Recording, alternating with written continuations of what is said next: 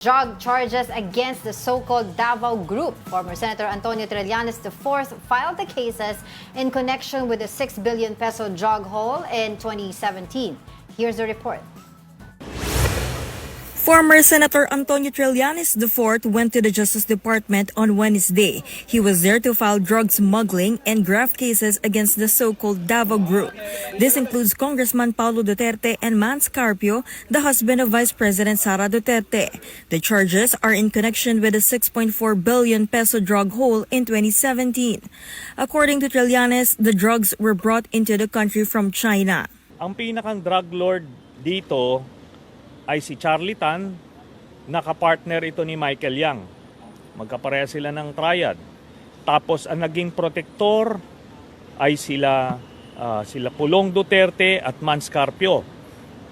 Tapos ang mga naging facilitators naman ito na naipasok ito at naipuslit palabas ng customs ay sina Faildon, sina Allen Capuyan at iba pa.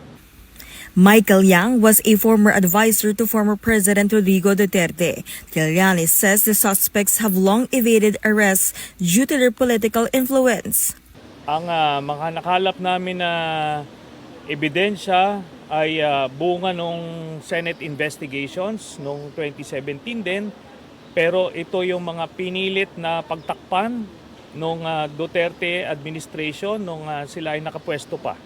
Kaya ngayon, nakahanap tayo ng magandang pagkakataon na mag-file nitong kasong ito. In response, Congressman Duterte says Trillanes should bring the case to the court. Pulong maintains that he is innocent and that he will be cleared of the charges. Trillanes says he will file more charges against the Dutertes in the coming weeks. For News 5, Camille Samonte, We Are One News.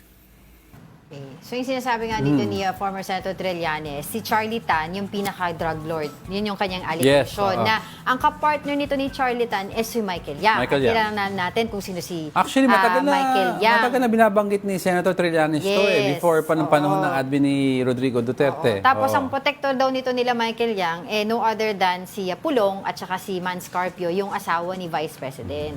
So yan yung sinasabi ni Vice President Sara Duterte. Yes. So yun yung sinasabi allegedly ni former Senator Antonio Trillanes IV. And if you can remember, noong 2017, nagkaroon ng Blue Ribbon Committee sa Senate. Diba? Yung hearing na yan tungkol nga dito dun sa shabu na nakuha sa Pampanga. At dun nga nila nalaman, alam mo yung green lane? Yes. Na bypass yung green lane. Kasi may green lane sa mga customs Sa area Bureau of Customs. na parang in-explain pa nila ang green lane, mga nagbabayad ng special tax para ma-bypass yung pila. Mas lalo, yun yung nangyari daw dito, sinasabi niya. Question nila yung green lane, pero parang sinasabi, nag-excuse pa yung iba. Supposedly, ang green lane kasi ginawa kung perishable yung item. Perishable kung yung perishable ang mga di ba, imported goods na perishable na kailangan i-rush out or emergency, shabu pala perishable. No? Kaya sinasabi ni former Senator Trillanes na dito mo makikita yung drug war under Duterte administration is fake because yung mga big fish hindi naman nahuhuli, napoprotektahan, tapos ang mga namamatay yung mga maliliit. Yun yung sinasabi ni yung mga nag-oppose sa handling ni former President Duterte na drug war are saying that the drug war was geared towards what you're saying, the smaller one, yung mga on the ground na nagbebenta. Rather than let me rephrase the word. Rather than going after the source. Diba? At sinabi naman ni PBBM, dapat multi-approach yan. You go after the source. Save the user, jail the pusher. You go matagal ng mantra yan eh. Pero you go after the source. At the same time, sabi niya, let's also go after those who are using. Tulungan natin sila. Kasi if you eliminate the want, yung need, mawawala. Kung nawala ang need, ibebenta ng mga big fish na yan. Wala. Out of business. Si Michael Yang, di na nila mahanap. Nasa Dubai daw last time that And he was the economic advisor of former President Rodrigo Duterte. And naalala mo siya sa Pharmaly? Yes, Pharmaly Incorporated. Yung during the pandemic, napakalaki ng binigay sa kanila na proyekto para mamigay ng mga ang tawag dito, yung mga medical supplies, yung mga PPE na substandard, tapos wala pa lang, parang ang lit-lit ng kapital ng Pharmaly. Kung hindi pa nahuli sa airport, nakatakas sana yung mga Pharmaly. Remember, may chartered flight na sana sila na nakaschedule. Naharang lang sila.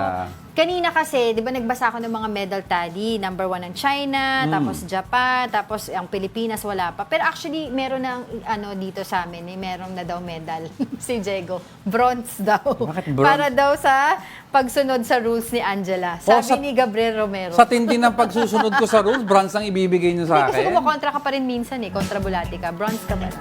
Ngayon, kapag all of my rules are followed, then you can maybe achieve gold. Hindi, pinaglalaban ko yung bayan natin. Hindi pwedeng